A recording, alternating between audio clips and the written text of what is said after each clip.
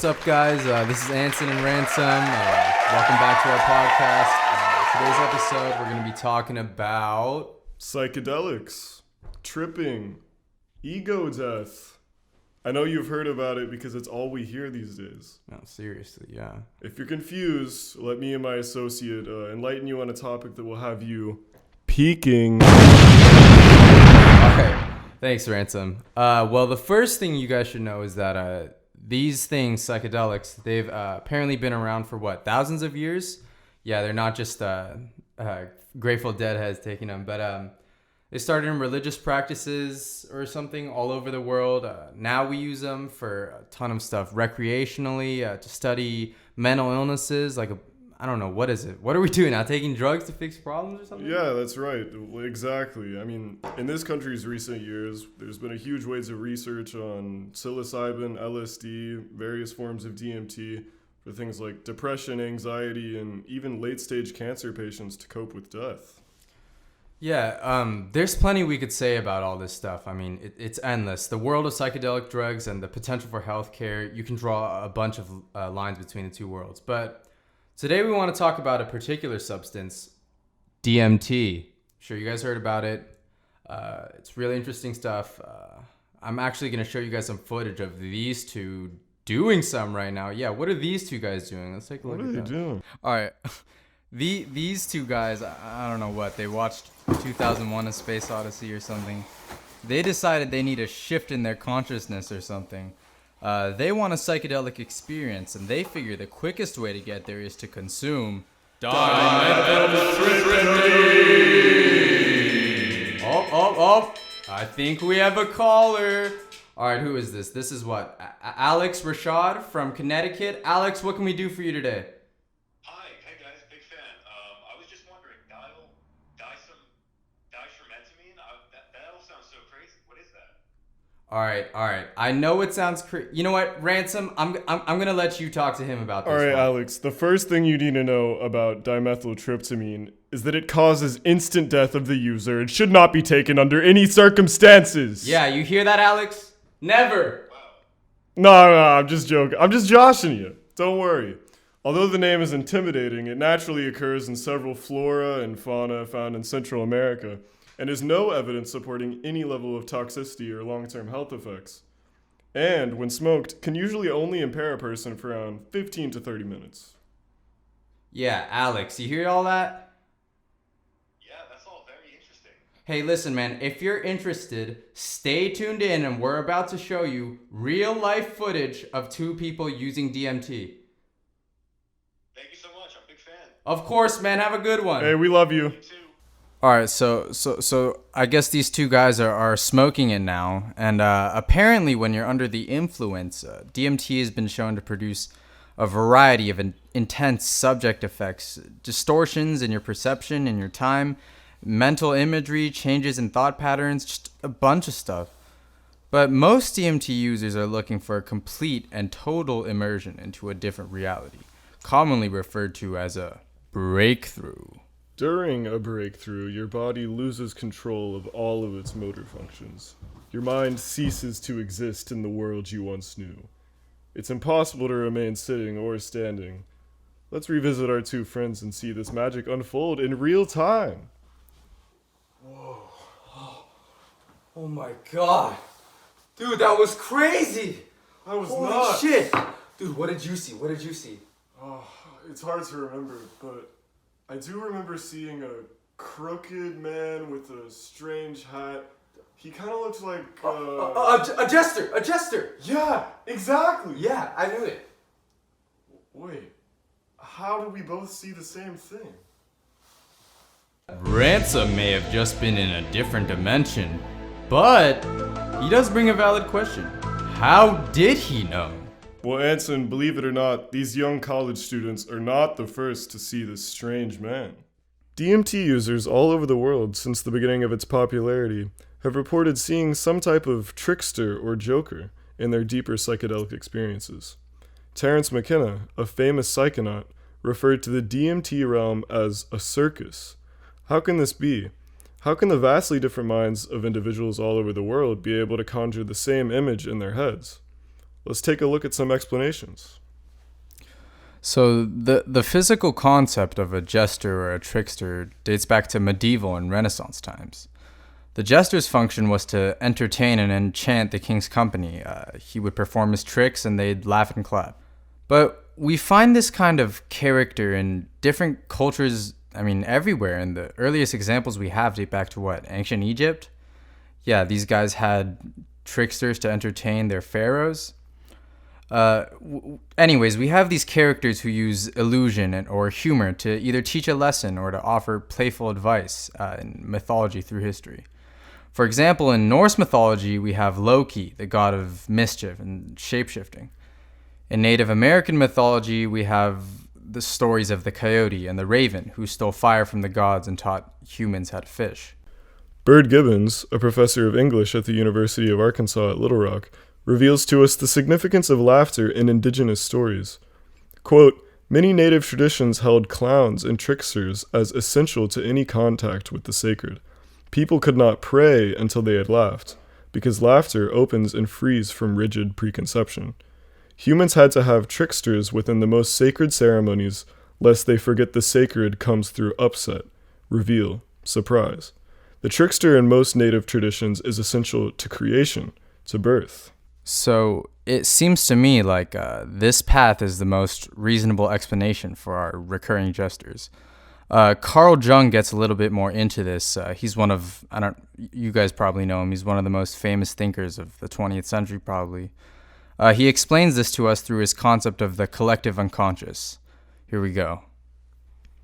Okay, so say this is your brain. Your current psyche is built out of your consciousness and your unconsciousness. The unconsciousness is then divided into the personal unconsciousness and the collective unconsciousness. The personal unconsciousness is really just made up of your own experiences.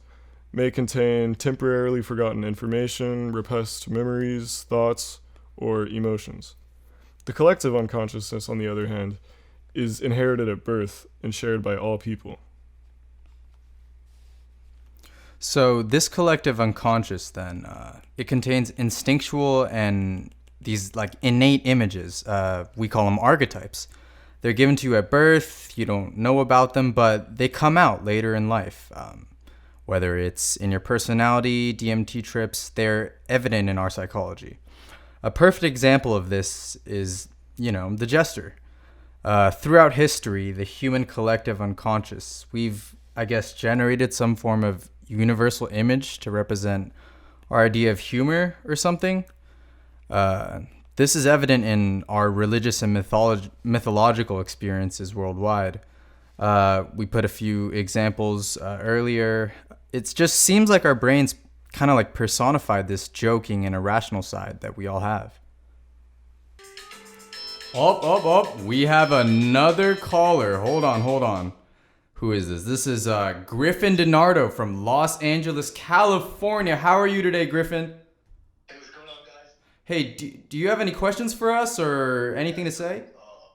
What's like the jester? Like, the jester is just like basically my body's way of telling me a joke or something. Like, I'm just looking at like a funny part of like my brain or something. Like, what? Well, not quite. So Jung's analysis of the collective unconscious is a great explanation for its appearance in all our different DMT trips. But we have to remember that at the end of the day, our mind is still our own. What do you mean by that? I mean, obviously my mind is my own. I mean, who else would it belong to? It's my mind. Okay, so here's what I mean. Although we might have an explanation for why we see the same thing, most users widely disagree on the meaning of it. For some users, the jester is a reminder to lighten up, to take life, less seriously. For others, the jester represents some sort of insecurity or repressed feelings, toying with and tricking the user. Some even report that their jester has presented a, troll under the bridge type character, some sort of mini-boss to defeat or get past to get to the real treasures. But no matter what, Jung's theory still stands. These entities aren't some otherworldly creatures, they're just manifestations of your unconscious mind. They take the form of the characters we know best, characters that have been hammered into our psyche since the dawn of civilization. Wow, that's a lot to take in. But 15 minutes seems an awfully short time to experience such a complex idea. Is there any way that I could stay longer, talk to entities maybe, play with them? Play with them, yes. Well, Anson, as a matter of fact, there is, and it's called ayahuasca. All right, now ayahuasca, if we're gonna put it in simple terms, it's basically just DMT that's taken orally, but this time it lasts for hours. Like DMT, users lose control of most of their bodily functions, and they enter some sort of otherworldly dimension in their minds. But the main reason why people seek ayahuasca is because they claim that it has an immense healing effect. A bunch of people go to South America seeking answers through ayahuasca ceremonies, and almost all of them leave with more than what they came for. Indigenous tribes like there in South America, apparently they've been doing it for way longer, like 5,000 years ago. We have evidence of them using DMT like what, in 900 BC, something like that? Yeah, that's right. Obviously there's no like solid evidence because this was before like their written history or whatever, but we do know that it's been a very long time. The most shocking part of the story is the discovery of this process. We know there are two components of this compound. It consists of the vine Banisteriopsis caapi and leaves from the shrub Psychotria viridis. Although the leaves from the Psychotria viridis already contain DMT, it does not become orally active until paired with the Banisteriopsis caapi vine, which also prolongs and strengthens its effects. Yeah, so not only is it weird that it's made out of two completely different plants, but this is where it gets really weird. So the vine comes from the northern and western part of South America, where the shrub comes from the South American lowlands, which are near the eastern coast. There's hundreds of miles between these two regions. How did the first ayahuasca users assemble these two random parts out of hundreds of Amazonian plants? All right, so what's crazy is what most of the indigenous people in South America, what they say is they were taught by the plants themselves. Yeah, they claim that these spirits gave them specific instructions to go to these two completely different regions of the Amazon, and that's how they came about the connection. I'm not gonna call them liars, not gonna call them truthers. It just seems really unlikely, but I mean, how else? You know, we're going to reject this idea, of course, like our Western society. I mean, we'll call it what? Chance, natural selection, but I don't know. Look, we're not here to convince you that Amazonian plant spirits are capable of telepathic communication. But it may be insightful to indulge this notion for just a minute. I mean, is it possible that this is an alternative to Jung's theory? Instead of talking about something inside, is it something outside?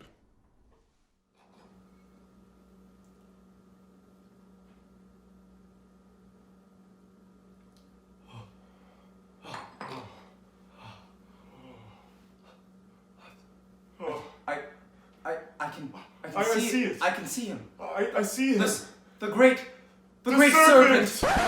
As seen in this clip, another widely experienced DMT entity is the serpent of Mother Ayahuasca. So here's a quote from a guy who experienced ayahuasca with shamans in Brazil. He says, "As the ceremony progressed, I could sense the reptilian presence creeping closer to me as his energetic field brushed up against my own. A slight tinge of paranoia crept into my mind as the snake approached. My subconscious did not want to relinquish control.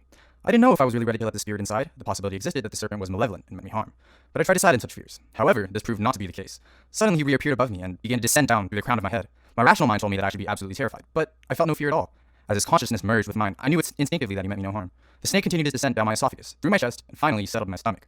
What was so remarkable about his movement was that I could physically feel the entire process take place, and my body respond in turn. The snake began rapidly darting around the inside of my stomach, gobbling dark matter with his mouth as he moved. I decided to simply surrender, giving the snake free rein of my body. I knew that whatever he was eating was foreign energy, and I was glad to be rid of it. As he swam around in my guts, I could feel every movement. Then, all of a sudden, he became much larger, his body outstretched, and he coiled himself around my entire stomach.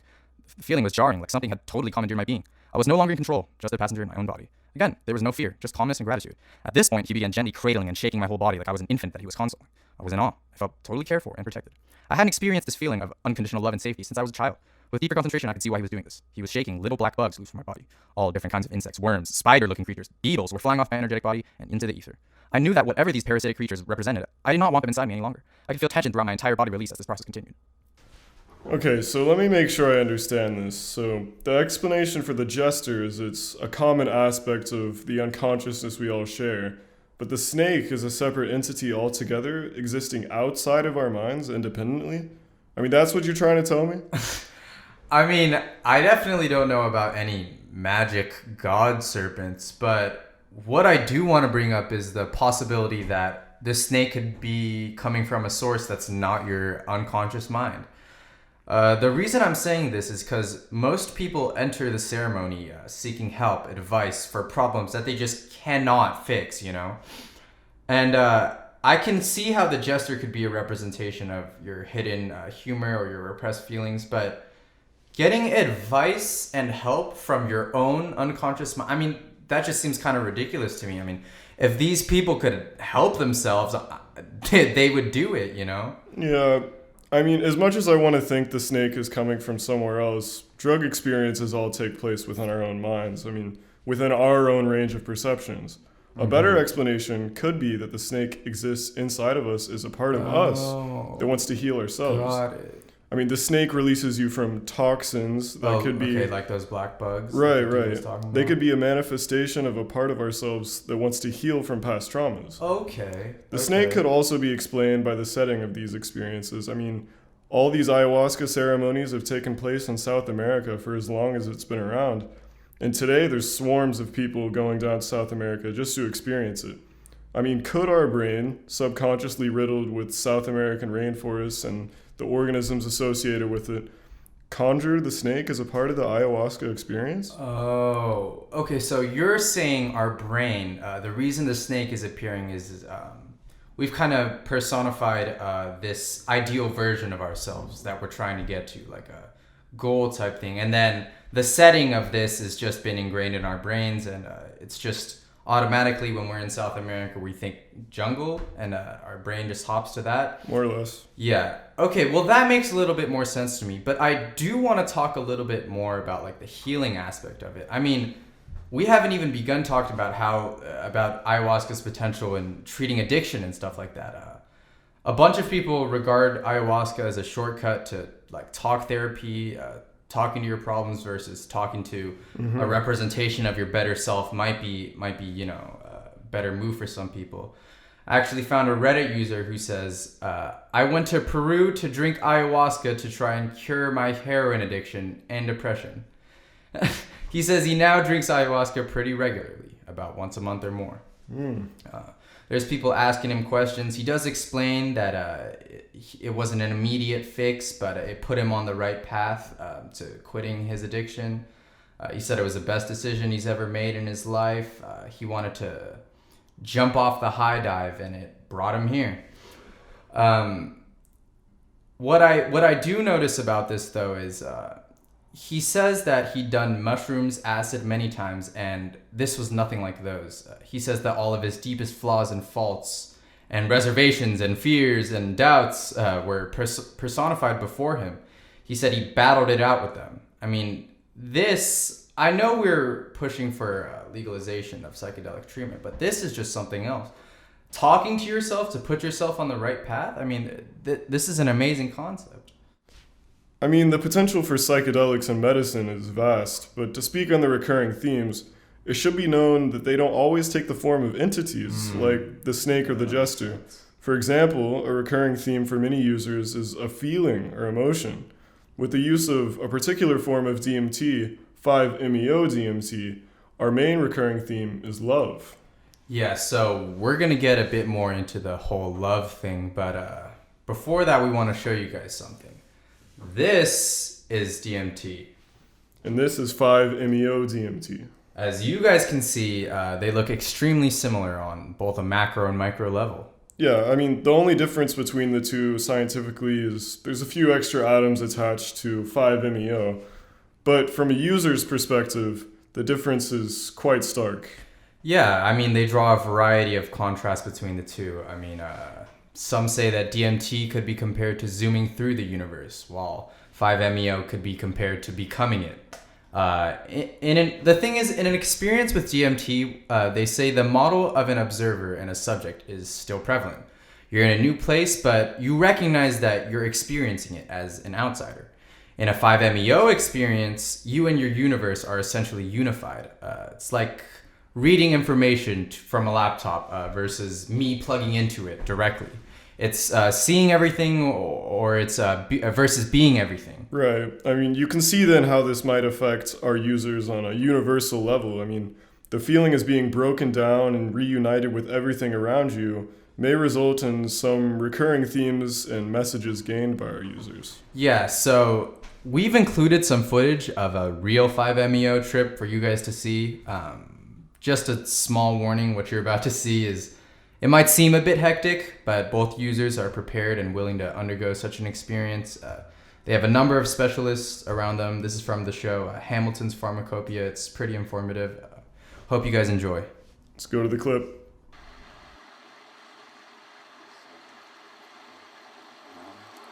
Hold it, 10, hold it, 9, 8, 7, hold it, 5, 4, 3.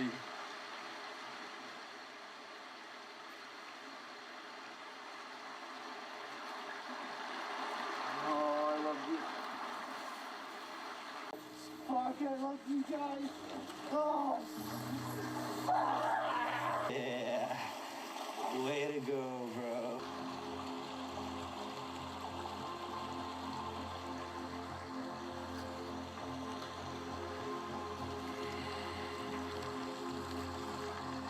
This back together, I think.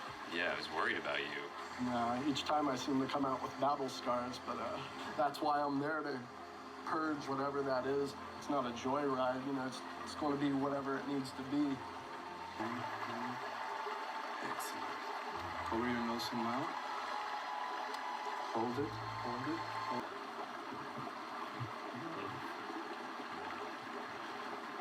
Love. Love. Speaking a lot about the importance of love. Thinking that you can quantify love, which is something that I would have normally said that you can't do. But now I feel like you can quantify love. And it would be a begrudging thing to pretend that you can't quantify love. I mean, I don't even know what more I can say about this man. video. Yeah, Ooh. that was crazy. Yeah, I mean, you guys saw everything you needed to see. I mean, both of these users, completely different people, were both able to experience this immense, just overwhelming feeling of love. It's just crazy because we don't even know if love is like a scientific, physical thing yet. It's crazy that we can get such a solid feeling of it from taking the same substance. But anyways, I'm going to give it to Ransom to kind of wrap this episode up a little bit. Yeah, wow. I mean, so what have we learned? We know now that according to Dr. Jung, we all share a collective unconscious inherited to us from birth. And this collective unconscious contains archetypes that each reflect a specific part of human nature.